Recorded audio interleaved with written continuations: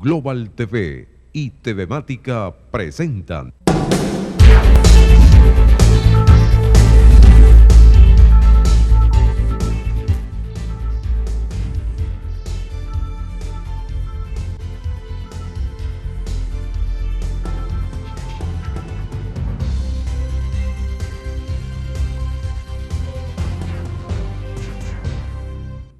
¿Qué tal, amigos? ¿Cómo están? Bienvenidos, ya listos para iniciar una cortísima conversación sobre esos temas que, nos llaman la atención y hay que ocuparse de estos asuntos. Hoy quiero dedicarle unos segundos a este asunto del tiempo o de las horas hombres, lo que significa el recurso humano. Da la impresión de que en Venezuela eso no tiene ninguna importancia. ¿Quién jerarquiza el papel que juega en la producción el recurso humano? Estaba hablando ahora con un compañero de trabajo. Mario me decía que los bancos que están cerca, y todos los bancos además, cualquier banco, a cualquier hora, está lleno de gente que pulula alrededor desde muy temprano, haciendo colas para cualquier cosa, para ver si le dan algo de efectivo, para cobrar la pensión, para ver si llegaron las chequeras, porque la cuenta se bloqueó, no funciona el sistema que antes era sumamente efectivo para por teléfono recibir una instrucción y entonces manejar la operación como ocurre en cualquier lugar del mundo hoy, con tecnologías que ya no se dice son de primera línea, avanzadas, son simplemente las tecnologías que maneja cualquier ser humano pues normal, el internet, el acceso a las páginas bancarias, etc. ¿Cuánto cuesta el médico, el ingeniero? ¿Cuánto cuesta el trabajador? ¿Cuánto falta en la despensa del venezolano? ¿Cuántas papas? ¿Cuántas caraotas? ¿Cuántos plátanos? ¿Cuántas mesas? ¿Cuántas muchas cosas de esas que son importantes en la jerarquización de cualquier economía se están perdiendo por una ausencia irresponsable de políticas de producción en serio? Ese asunto hay que manejarlo con mucho más honestidad. Hay que entender lo que significa un hombre que pasa horas y horas, estoy hablando en genérico, hombre, mujer, yo no creo en ese tema de ellas, ellos, así, es el ser humano, horas y horas esperando un transporte. Y finalmente aparece un destartalado camión y ahí se suben las personas, mujeres, hombres, en faldas, en pantalones, con sandalias. Es un asunto realmente de decadencia tal que estamos llegando a una etapa primitiva. Pero eso se suma, son personas que se privan de horas de sueño porque hay que llegar un poquito antes a la esquina, a la calle, un poco más allá de mi casa en el barrio, para ver si en algún momento pasa el camión. Ya no es el transporte ese del bus, la buseta, en el caso de Maracaibo, los viejos y cuestionados carritos por puestos. Hasta esos parapetos desaparecieron. ¿Y cómo no hacerlo? Si un litro de lubricante puede costar hasta 7 u 8 millones de bolívares. ¿Cómo no hacerlo? ¿Cómo cambia un caucho el dueño de ese transporte? Esos camiones también van a desaparecer.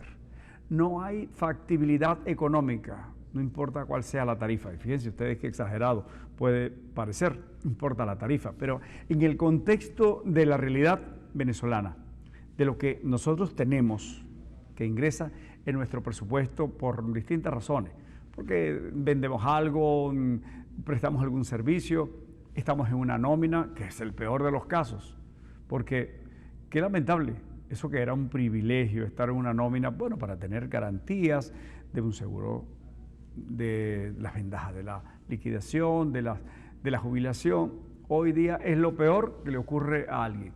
Yo no sé qué es incluso superior a eso, si la expectativa esa va a aumentar el sueldo y se ponen las manos realmente en la cabeza porque saben que detrás de eso viene un aguacero de aumento de todas las cosas.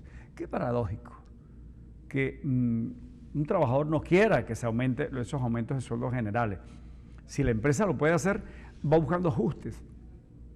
Yo estaba ahora en la mañana en una empresa que fabrica esas cosas, granitos, haciendo diligencia, y de repente me consigo que hay arroz, pasta, alimentos en un lugar No, me dijo una señora muy generosa, muy bella, esos son para los trabajadores. Nosotros buscamos por allí y entonces ayudamos a nuestros trabajadores para que puedan contribuir un poquito a alimentarse, porque no alcanza. Fíjense ustedes entonces cuánto tiempo tiene que dedicar esa empresa que debería estar produciendo estrategia para el desarrollo de la productividad, para ampliar su mercado, para mejorar sus productos, buscando entonces un poquito de arroz para que sus trabajadores, que en una actividad que no tiene nada que ver con alimentos, entonces se mete en esas cosas, porque esa es la realidad.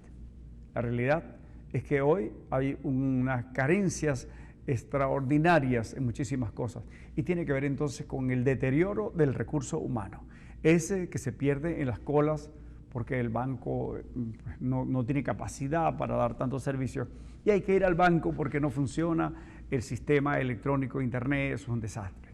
Hay que hacer una cola para pagar incluso el servicio de televisión, colas y colas, todo es una enorme cola porque las empresas han cerrado oficinas porque no hay gente, la gente se está yendo, los administradores, técnicos, las secretarias, la gente busca mejores espacios porque se van y desde allá mandan unos 20, $100 para ayudar a que su familia no muera de hambre.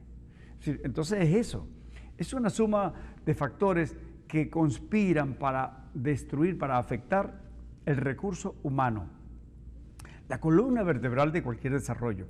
El objeto final de cualquier plan, de estrategia de una nación, una sociedad, tiene que ser el hombre, el ser humano. Y eso está allí desgastado. Y eso está allí en esa impaciencia frustrante, esperando que llegue el médico o la medicina en ese hospital que está vacío, porque se van las enfermeras, ya quedan pocos recursos humanos también en esa área. ¿Y la escuela? La escuela vacía, porque los niños no pudieron llegar, no había transporte. Y si viven cerca, no tuvieron alimentos. Me decía la hermana Janet Makenga que los niños muchas veces no van porque se desmayan. Si no hay alimentos para darle en un plan que tienen de alimentación ahí en ese barrio, pero es una cosa general, no es un tema muy puntual, sino lastimosamente se corresponde con un asunto colectivo. Entonces hay que atender eso hoy, comenzar a sincerar. Y nos preocupa muchísimo todas estas noticias que hay, que si ConocoPhillips ganó esa demanda y entonces ya no depende del arbitrio de un tribunal o de los gritos que pegue destemplados a alguien en un programa de televisión, en el canal oficial, etc. Son tribunales que actúan con toda la fuerza de la ley porque cuando se firman contratos con empresas, estoy hablando de ConocoPhillips, estoy hablando de la minera esta de extractora de oro, la de Canadá, que también la sacaron a patadas y nos están demandando porque lo hicieron mal. No se puede firmar un contrato con una empresa y eso está sujeto a leyes internacionales y luego el capricho de alguien, váyase, exprópiese, qué sé yo. Eso lo hace con nosotros, que somos como vulnerables, desprotegidos. Pero ellos, cuando vienen al país, Chevron, Shell, quien sea, ConocoPhillips, Halliburton, firman bajo un esquema de protección internacional de carácter legal. Y cuando una de las partes no cumple, sobre todo el Estado, que podría ser el gran capistote que tiene esa posibilidad de aplastar al ciudadano, a la persona jurídica o natural, bueno, no lo puede hacer en este caso porque actúan las leyes bajo los acuerdos internacionales y es lo que está pasando con ConocoPhillips, que nos está embargando los barcos cuando salen llenos de petróleo, nos está afectando instalaciones en Bonaire, que es un centro de almacenaje y distribución de nuestro petróleo en el Caribe para refinarlo en Curazao, Aruba. Ya están hablando incluso en esas islas de la situación, cómo va a afectar, porque son economías muy pequeñas, el cierre de esas actividades petroleras que producen un impacto en la economía, tienen trabajadores, etcétera, y son gente bien pagada. Los mal pagados son los venezolanos. Pero bueno, de eso se trata. Fíjense ustedes la amenaza, y esos son los ingresos que tenemos. No hay otro, porque puede decir la gente del CENIA, bueno, es que tenemos, mira, la participación es que el impuesto sobre la renta produce más que la renta petrolera. Eso es una manipulación, porque la actividad petrolera tiene un proceso, un abanico de participación diversa y entonces ello afecta. Lo que pasa es que si a mí me compró un comercial, una empresa que preste servicio petrolero, yo voy a declarar el impuesto sobre la renta y eso dice no tiene que ver con petróleo. Al final de cuentas sí, ¿okay? Porque es la economía en general, cómo impacta en bienes y servicios, etcétera. Y entonces compra mis servicios, pero al final, cuando llego al final, se trata de una empresa que está en el área petrolera. De modo que, aunque mi actividad no sea petrolera, los recursos que yo obtuve vienen, cuando busco el origen, el punto donde se origina todo, es petróleo. Y ese es el gran problema que tenemos en Venezuela. He visto que hay gestiones, etcétera. Por allá anda el ministro Vilma Mora tratando de montar un esquema con las zonas económicas especiales. Nos parece que es una extraordinaria idea, son buenas iniciativas. Qué lástima que no se hayan hecho hace 4 o 5 años. Este país sería muy diferente. Usted no tendría que estar haciendo esas campañas, arreando gente empujada, manipulando fotografías, mostrando gente que no está, porque ganarían unas elecciones sin problema. Ese es el asunto. Los que no estamos en la cosa de los partidos, etcétera. Simplemente lo que queremos es que la situación funcione, que nuestros compañeros de trabajo estén felices, que las empresas puedan crecer, que nosotros podamos saber que nos montamos en un transporte público y tiene cauchos. Y el señor, y no me va a romper el pantalón. La señora no va a tener que montarse en un camión porque hay un adecuado servicio. Eso tiene que ver con una economía sana. Y eso está relacionado con que el manejo de la cosa pública sea honesta. No se puede mentir frente a estos asuntos y seguir. Es la gente. Al final es la gente que está en esas colas, etcétera. Eso es una barbaridad. Lo que nos está pasando es una acumulación de cosas y que puede ser un estallido en cuanto a que escaseen muy pronto recursos que necesitamos para comprar alimentos, cosas que importamos. Y algunas cosas que producimos están relacionadas con asuntos importados. Léase fertilizantes, la propia semilla, recursos para el riego, por ejemplo las bombas son importadas, los repuestos son importados, los tractores, en fin. Es decir, ¿cómo escapar de este asunto en una economía que se aisló del contexto en cuanto a la producción, porque nos creíamos los enormes y poderosos superpaís que era capaz de alimentar a Cuba, Argentina, cualquiera, y nosotros podíamos entonces regalarle hasta un avión a los cubanos y regalar el petróleo a los nicaragüenses. Ya eso se demostró que no era así. Tenemos una situación ficticia y allí están las consecuencias. Hay que corregir eso, hay que tomar en cuenta a la gente, hay que revertir, si se puede, hay que crear confianza. Esa gente tiene un valor extraordinario. La señora que no está en su casa, el señor que no está en su empresa, el pequeño productor, el artesano que tiene que pasar días, horas en esas colas.